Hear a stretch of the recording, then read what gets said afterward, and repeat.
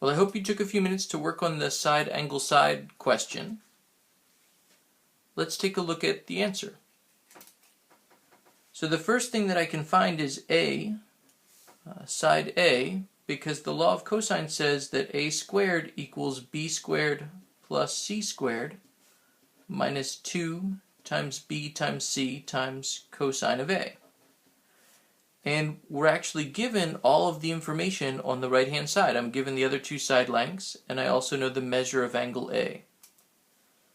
So I can fill those in and figure out what A squared should be.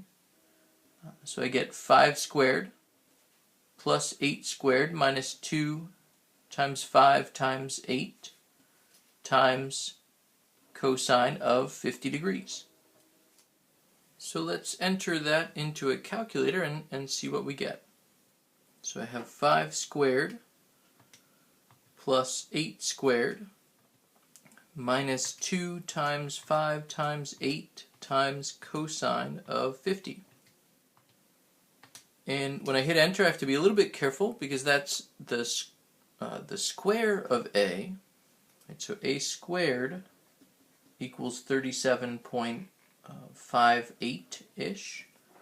And so I want to take the square root of that, and using the answer key I can bring that previous calculation into the next calculation, and we see that A is equal to approximately 6.13.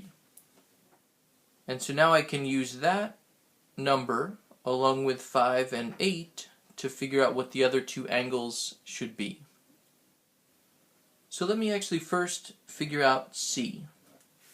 What I'm going to do is use side C in the law of cosines as the special side. And so I know that C squared equals A squared plus B squared minus 2 times A times B times cosine of C. And I want to figure out what cosine of C is, and now I know everything else.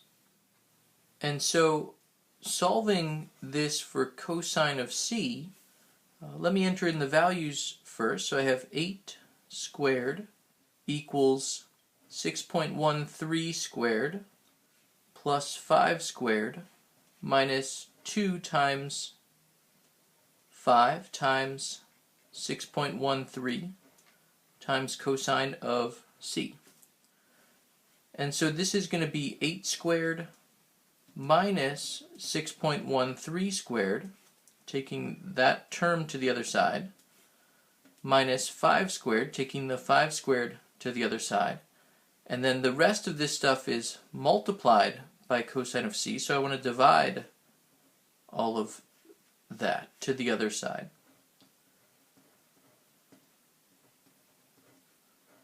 And that equals the cosine of C ratio. Well, in the calculator, because I have this value, and it's pretty close to 6.13, so I could probably just use that number. But if I don't want to lose any information, if I don't want to round, I can use the answer command again to kind of enter things into the calculator in the way we have it written here.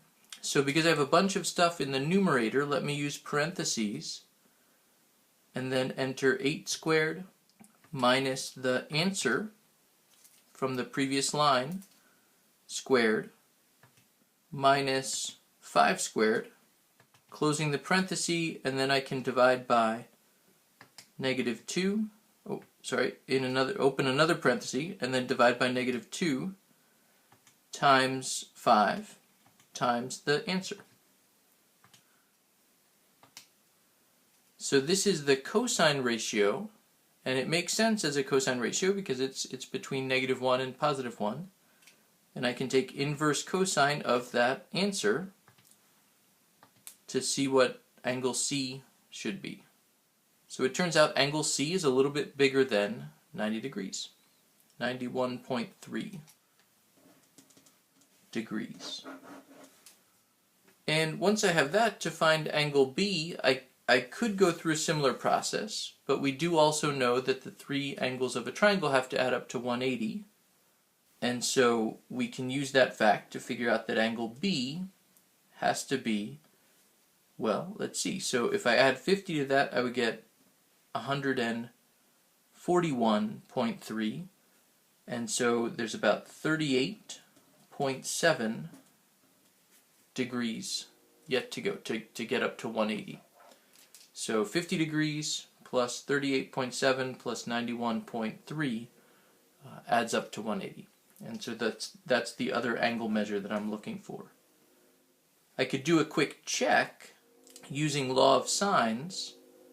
In particular, we know side lengths B and C, so I know that 8 divided by sine of 91.3, that should be approximately the same. I mean, there is a rounding issue here, but that should be approximately the same as 5 divided by sine of 38.7. So it's always nice to have a way to check our work, and those are just about the same. There's a little bit of a rounding issue, but they're both about 8. So I hope you enjoyed the video. Thanks for watching.